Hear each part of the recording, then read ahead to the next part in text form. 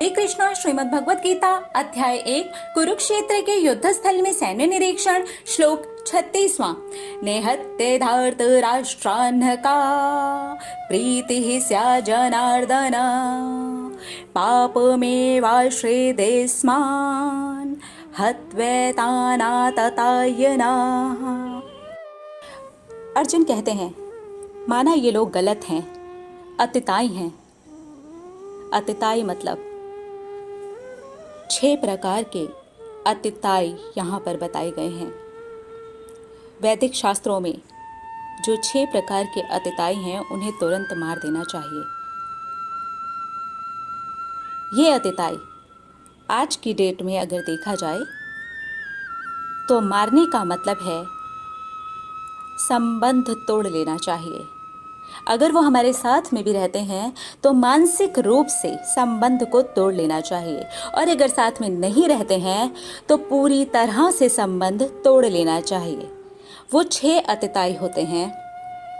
विष देने वाला। विष देने वाला सिर्फ जहर देने वाला नहीं होता है, गलत बातें सिखाने वाला भी विष देने वाला होता है। उल्टी पुल्टी बातें हमारे दिमाग में भर देने वाला भी विष देने वाला ही होता है। इनसे संबंध विच्छेद कर लेना चाहिए। संबंध तोड़ने का मतलब ये बिल्कुल नहीं है कि घर छोड़ करके चले जाना है या उनसे गलत तरीके से बात करनी है। नहीं, सिर्फ मन ही मन में संबंध को तोड़ लेना चाहिए। जिनसे हमारा संबंध नहीं होता, ना हम उनसे लड़ते हैं ना हम उन्हें कुछ कहते हैं। एक पड़ोसी की तरह ठीक है, अच्छे तरीके से रहा भी जा सकता है। तो अगर वो घर में हैं तो उनसे मानसिक संबंध तोड़ लेना चाहिए, लेकिन अच्छे तरीके से वहाँ पर रहना चाहिए ताकि हम अपने जीवन को अच्छे तरह से बिता सकें। दूसरे हैं घर में आग लगाने वाले। घर में आग लगाने वाले बहुत तरह के लोग होते हैं। बाहर से भी आते हैं जो हमारे ही घर में आग लगा रहे होते हैं, हमारे ही घर के लोगों के बारे में भड़का रहे होते हैं हमें। इनसे संबंध तुरंत तोड़ लेना चाहिए। घातक हथियार से आक्रमण करने वाला। घातक हथियार, हाँ, वो घातक हथियार भी हैं जिससे हम किसी का वध कर सकते हैं, किसी को चोट पहुंचा सकते हैं। और आज की डेट में सबसे घातक हथियार है हमारी ज़ुबान। तो अगर आपके पास भी ऐसा कोई इंसान है जो अपनी ज़ुबान इस घातक हथियार से बार बार वार करता है, तो जब तक वो अपने इस घातक हथियार को नहीं त्याग देता, कुछ समय के लिए संबंध को विच्छेद कर लेना चाहिए। धन को लूटने वाला यानी कि लालची प्रवृत्ति का इंसान, दूसरे की भूमि को हड़प लेने वाला, ये भी लालची प्रवृत्ति के ही होते हैं। अपना हक जमाना चाहते हैं हम पर या हमारे परिवार पर। इस तरह के लोगों से संबंध को विच्छेद कर लेना चाहिए। पराई स्त्री या पुरुष के ऊपर नजर रखने वाले लोग, इनसे भी संबंध विच्छेद कर लेना चाहिए। इन अतिताइयों में से ही आते हैं कौरव। ये लालची प्रवृत्ति के थे, इसीलिए तो हुई है महाभारत। तो यहाँ पर अर्जुन कहते हैं कि माना कि ये अतिताई हैं, पर इनका वध करने से तो हमें ही पाप चढ़ेगा ना। अगर हम किसी का वध करते हैं, हम किसी को मार देते हैं, तो पाप तो हमें चढ़ेगा। इस तरीके के विचार आ रहे हैं अर्जुन के दिमाग में। इसलिए वो कहते हैं, हे जनार्दन, मुझे कुछ समझ नहीं आ रहा।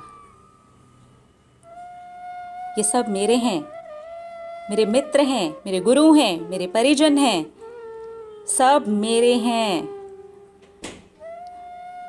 युद्ध हो रहा है, मैं ये चुनाव भी नहीं कर सकता हूं भाई कि किसे मारना है, किसे छोड़ना है।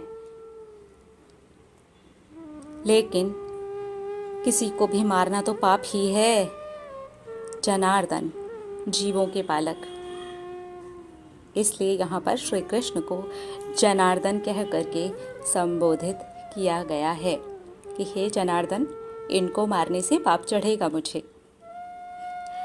ये हमारे साथ होता है ना। जब हमें लगता है कि हमारी इच्छा, हमारी आदत, अरे भाई उसको छोड़ करके क्या लाभ होने वाला है हमें, बल्कि और दुखी ही होंगे हम। यही तो है आज की डेट में पाप। अपनी इच्छा को छोड़ देना मतलब दुखी होना, मतलब पाप चढ़ गया। अपनी किसी बुरी आदत को छोड़ देना मतलब बाद में छटपटाना, मतलब पाप चढ़ गया। हम अपने जीवन में लगा रहे हैं एक एक श्लोक को, यहां समझने की जरूरत है।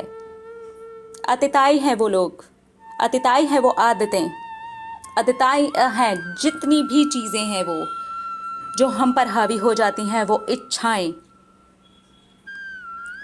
जो भी इच्छाएं हम पर हावी हो जाती हैं, उनके अंदर इनमें से एक ना एक चीज जरूर होती है, विष घोलने वाली।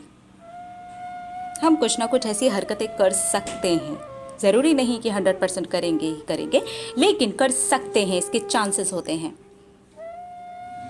हम किसी के घर में आग लगा सकते हैं, हो सकता है अपने ही घर से हम दूर हो जाएं, अपने ही घर वालों के खिलाफ हो जाएं, अपने ही घर में आग लगा दें। हाँ जी, ये भी हो सकता है। घातक हथियार से आक्रमण करने वाले ये हम भी हो सकते हैं। हम अपनी जुबान का ही उल्टा सीधा प्रयोग करने लगते हैं क्योंकि वो इच्छा हम पर हावी हो गई है, वो आदत हम पे हावी हो गई है। नशा करने वालों को हम देख सकते हैं, उनकी आदत उन पर इतनी हावी हो जाती है कि वो अपने ही घर वालों को, अपने ही माँ बाप, अपने ही बच्चे, अपनी ही बीवी, अपने ही पति,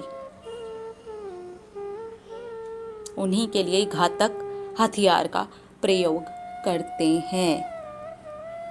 धन लूटने वाले, लालची, दूसरे की भूमि हड़पने वाले, लालची, पराई स्त्री या पुरुष के ऊपर नजर रखने वाले। आजकल क्यों हो रहा है ये सब कुछ? ये हमारी प्रवृत्तियां हो गई हैं। इनमें से कोई ना कोई प्रवृत्ति होती है। लालच, चाहिए चाहिए चाहिए, हमारी इच्छा इतनी हावी हो चुकी है कि ये अतिताई हो गई है। श्रीमद् भगवत गीता के अंदर इस संबंध विच्छेद करने के लिए कहा जा रहा है, इसका वध करने के लिए कहा जा रहा है। तो यहाँ पर हम इंसान घर के लोगों को नहीं लगा रहे हैं, अपनी आदतों को लगा रहे हैं, अपनी चर्चा कर रहे हैं, अपने विशेष को लगा रहे हैं, अपनी हर एक उस चीज को लगा रहे हैं जो हमारे सर के ऊपर चढ़ करके नाच रही है। हमें उनका वध करना है, वो है असली अतिताई। और हम ये महसूस करते हैं, अरे इन्हें मार के क्या होने वाला है, इन इच्छाओं को मार देंगे तो क्या होगा, हम दुखी होंगे, पाप चढ़ जाएगा। ये नशा बहुत अच्छा लगता है, बड़ी खुशी देता है मुझे, इसे छोड़ के क्या होगा, बाद में मैं रात रात भर सो नहीं पाऊंगी, सो नहीं पाऊंगा, पाप चढ़ जाएगा। पाप चढ़ जाएगा तो चढ़ जाए, पर उसका वध करना है, क्योंकि यहाँ पर हमें अपना क्षत्रिय धर्म निभाना है। साधु धर्म अगर हमने निभाया तो ये नशा हमारे सर पर चढ़ करके बोलेगा, ये इच्छा हमारे सर पर चढ़ करके बोलेगी। यहाँ पर हमें क्षत्रिय बनना है, क्योंकि ये अब हमारे शत्रु बन गए हैं, हमें पल पल रुलाते हैं। श्लोक बहुत गहरा मतलब लेकर के आया है, इसे हमें समझना है। अतिताई हमारी इच्छाएं हैं, अतिताई हमारी कुछ बुरी आदतें हैं, अतिताई हमारे अंदर बैठे हैं, हमें इन्हें मारना है। घर के लोगों से नहीं लड़ना है, बाहर कोई अतिताई नहीं है आज की डेट में हमारा, हम स्वयं अपने अतिताई हैं। मिलेंगे अगले श्लोक में और देखेंगे हमारी श्रीमद् भगवत गीता हमें क्या शिक्षा दे रही है। हरे कृष्णा।